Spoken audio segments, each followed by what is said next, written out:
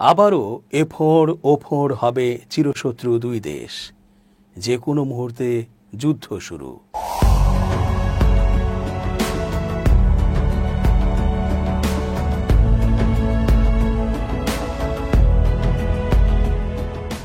আসসালামু আলাইকুম প্রিয় দর্শক, আমন্ত্রণ আজকের আলোচনায়। চেঞ্জ টিভির আন্তর্জাতিক চোখ অনুষ্ঠানে এস জে রতন স্বাগত জানাচ্ছি। ভারত পাকিস্তান সম্পর্ক কোনোদিনও আর ঠিক হবে না, এটা একেবারেই বাস্তব। এটার কারণ ও দোষও একদিকেই বেশি, তা হলো ভারত। এই উগ্র ও জঙ্গি রাষ্ট্রটি থেকে যে পর্যন্ত না মোদির মতো বর্বররা বিদায় নেবে, সে পর্যন্ত আর আশার আলো নেই। যে মোদির উস্কানিতে ক্রিকেট খেলাতেও বিদ্বেষ ছড়িয়েছে এবং পূজায় মুসলমানদের অসুর বা রাবণ হিসেবে দেখানো হয়েছে, সেই দেশ শুধু পাকিস্তান কেন, কোনো প্রতিবেশীর সাথেই আর ন্যূনতম ভালো সম্পর্ক রাখতে পারবে না। ইতোমধ্যে আবারও দুই দেশের সামরিক কর্মকর্তা ও রাজনীতিকদের বাচলতায় তুঙ্গে অবস্থা, যুদ্ধ লেগে যাবার অভিপ্রায়ে। যে কোনো সময় যেন আকাশ বাতাস কাঁপিয়ে আবারও ক্ষেপণাস্ত্রের আওয়াজ শুনতে পারে বিশ্ববাসী। বিশ্লেষকরা বলছেন, ভারতের অসহনশীল আচরণ আর বর্বর টাইপের কথার কারণে আবারও দুই দেশ যুদ্ধে জড়ানোর প্রাক্কালে। আবারও চিরপ্রতিদ্বন্দ্বী ভারত ও পাকিস্তানের মধ্যে তীব্র উত্তেজনা। আবারও দুই দেশের সেনাবাহিনী বাক যুদ্ধে লিপ্ত। পাকিস্তানকে মানচিত্র থেকে মুছে ফেলার হুমকি দিয়েছেন ভারতের সেনাপ্রধান উপেন্দ্র দ্বিবেদী। তিনি বলেছেন, পাকিস্তানকে রাষ্ট্রীয় মদদে সন্ত্রাস বন্ধ করতে হবে, না হয় ইতিহাসে এবং ভূগোলে তাদের অস্তিত্ব হুমকিতে পড়বে। হুঁশিয়ারি দেন বিমান বাহিনীর প্রধান অমরপ্রীত সিং। সেও এ উস্কানিমূলক বক্তব্যে ভয়াবহ পরিণতি হতে পারে বলে ভারতের প্রতি পাকিস্তান সেনাবাহিনীর কঠোর সতর্কবার্তা রয়েছে। পাকিস্তান আইএসপিআর বলছে, মন গড়া অজুহাত তৈরি আঞ্চলিক অস্থিরতা ডেকে আনতে পারে। পাকিস্তান সাফ জানিয়ে দিয়েছে, আগ্রাসন চালানো হলে দ্রুত ও চূড়ান্ত জবাব দেওয়া হবে। ভারতের সবচেয়ে গভীর অঞ্চল পর্যন্ত আঘাত হানতে সক্ষম পাকিস্তান। ভারতের নিরাপত্তা কর্মকর্তাদের উস্কানিমূলক ও যুদ্ধংদেহী বক্তব্য দক্ষিণ এশিয়াকে ভয়াবহ বিপর্যয়ের দিকে ঠেলে দিতে পারে বলে সতর্ক করেছে পাকিস্তান সেনাবাহিনী। শনিবার inter services public relations ISPR এক বিবৃতিতে জানায়, এমন মন্তব্য কৃত্রিম অজুহাত তৈরি করে আগ্রাসনের পথ প্রশস্ত করতে পারে। এর একদিন আগে ভারতীয় বিমান বাহিনীর প্রধান অমরপ্রীত সিং দাবি করেন, মে মাসের সংঘর্ষে পাকিস্তানের 5টি যুদ্ধবিমান গুলি করে নামিয়েছে ভারত। এসব যুদ্ধবিমান F-16 ও JF-17 শ্রেণীর।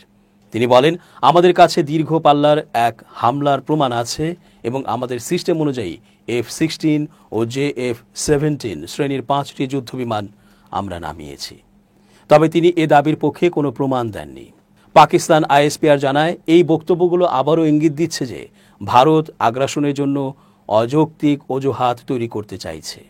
বিবৃতিটি এমন সময় আসে যখন মে মাসে দুই দেশের মধ্যে 4 দিনের সশস্ত্র সংঘর্ষের পর ইসলামাবাদ ও নয়াদিল্লির মধ্যে উত্তেজনা তুঙ্গে।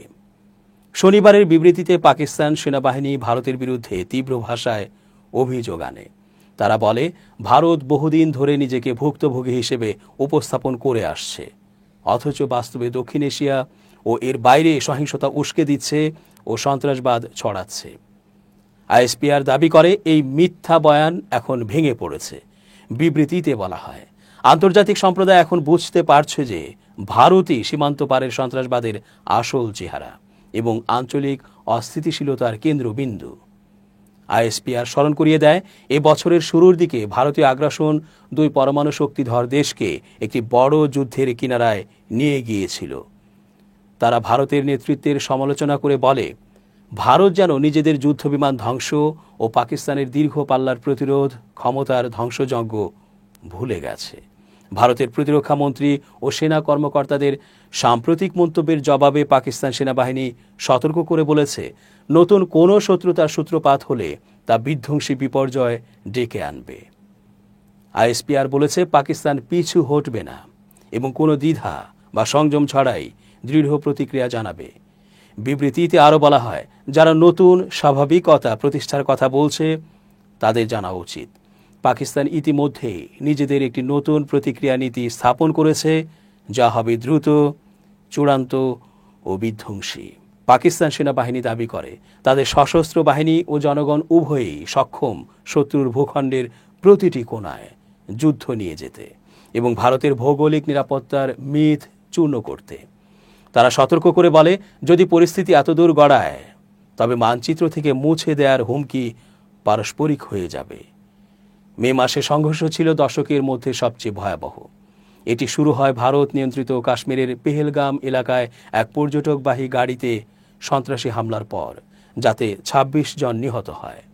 নয়াদিল্লি এই হামলার জন্য পাকিস্তানকে দায়ী করে, যদিও ইসলামাবাদ তা অস্বীকার করে। ঘটনার পর ভারত ৩ দিন ধরে পাকিস্তানের সীমান্তে নির্বিচারে হামলা চালায় এবং নিরীহ বেসামরিক নাগরিকদের হত্যা করে। এরপর পাকিস্তান আত্মরক্ষায় অপারেশন বুনিয়ানুম মারসুস চালায়, যেখানে পাকিস্তান ৬টি ভারতীয় যুদ্ধবিমান, যার মধ্যে ৩টি রাফাল ও ডজন খানেক ড্রোন ধ্বংস করে। ৪ দিনব্যাপী এই সংঘর্ষ ১০ মে যুক্তরাষ্ট্রের মধ্যস্থতায় অস্ত্রবিরতির মাধ্যমে শেষ হয়। পাকিস্তানি নিরাপত্তা সূত্রগুলো ভারতীয় হুমকিকে ফাঁপা গর্জন বলে অভিহিত করেছে। তারা বলেছে, আমরা জানি ভারতকে কিভাবে সামলাতে হয়, প্রয়োজনে আগের চেয়ে কঠোর জবাব দেয়া হবে। সূত্রগুলো আরও জানায়, সাম্প্রতিক সংঘর্ষের পর ভারতের প্রতিরক্ষা ব্যয় বেড়েছে। ভারত যদি আবার চিকিৎসা চায়, আমরা সেটি দিতে প্রস্তুত বলে তারা মন্তব্য করে।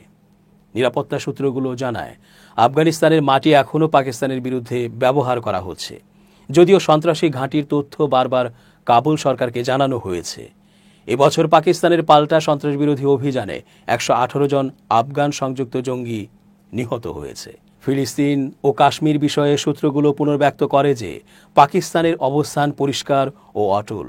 তারা বলে, ইসরায়েল বিষয়ে আমাদের অবস্থান অপরিবর্তনীয়। গাজায় গণহত্যা ও নিপীড়ন অবিলম্বে বন্ধ করতে হবে।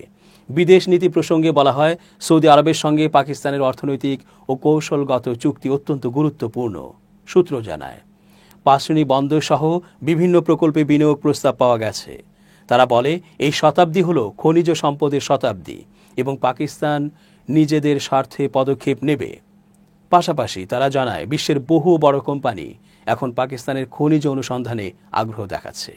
ভারতের শীর্ষ নিরাপত্তা মহলের সাম্প্রতিক বক্তব্যে এবার প্রতিক্রিয়া দিয়েছেন পাকিস্তানের প্রতিরক্ষা মন্ত্রী খাজা আসিফ। রোববার ভোরে তীব্র প্রতিক্রিয়ায় তিনি বলেন, এবার ভারত নিজের যুদ্ধ বিমানের ধ্বংসাবশেষের নিচে চাপা পড়বে ইনশাআল্লাহ। এক্সে এক পোস্টে আসিফ বলেন, ভারতের সামরিক ও রাজনৈতিক নেতৃত্বের সাম্প্রতিক মন্তব্য তাদের হারানো মর্যাদা পুনরুদ্ধারের ব্যর্থ চেষ্টা। তিনি দাবি করেন, এসব বক্তব্যে ভারতের নেতৃত্বের চরম চাপ ও হতাশা প্রকাশ পেয়েছে। তিনি আরও লিখেছেন, এত বড় ৬-০ ব্যবধানের পরাজয়ের পর যদি তারা আবারও চেষ্টা করে, তাহলে পাকিস্তানের স্কোর আরও উন্নতই হবে।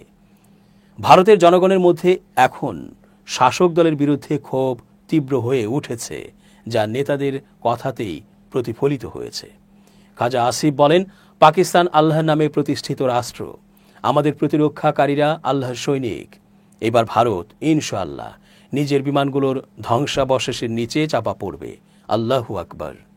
এর আগে পাকিস্তান সেনাবাহিনীর মুখপাত্র ভারতের একই মন্তব্যের জবাবে প্রতিক্রিয়া জানান। এ খবর দিয়েছে অনলাইন জিও নিউজ। ভারতের উত্তেজনাপূর্ণ বক্তব্যের জবাবে সেনাবাহিনী সতর্ক করে জানায়, ভারতের শীর্ষ নিরাপত্তা কর্মকর্তাদের উস্কানিমূলক ও যুদ্ধবাজ মন্তব্য দক্ষিণ এশিয়ায় বিপর্যয়কর ধ্বংস ডেকে আনতে পারে।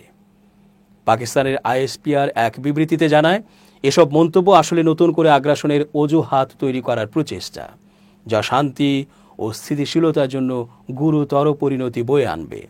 বিবৃতিতে বলা হয়, যদি আগ্রাসন শুরু হয়, পাকিস্তান কোনো সংযম দেখাবে না। আমরা দৃঢ়ভাবে, দ্রুত ও বিধ্বংসীভাবে জবাব দেব। ভারত যদি পাকিস্তানকে মানচিত্র থেকে মুছে ফেলার হুমকি দেয়, তবে আইএসপিআর সাফ জানায়, যদি এমন পরিস্থিতি আসে, মুছে যাওয়াটা পারস্পরিক হবে। দর্শক, আজ এ পর্যন্তই। ধন্যবাদ। changetv.press এক ফোঁটা হলুদ নেই।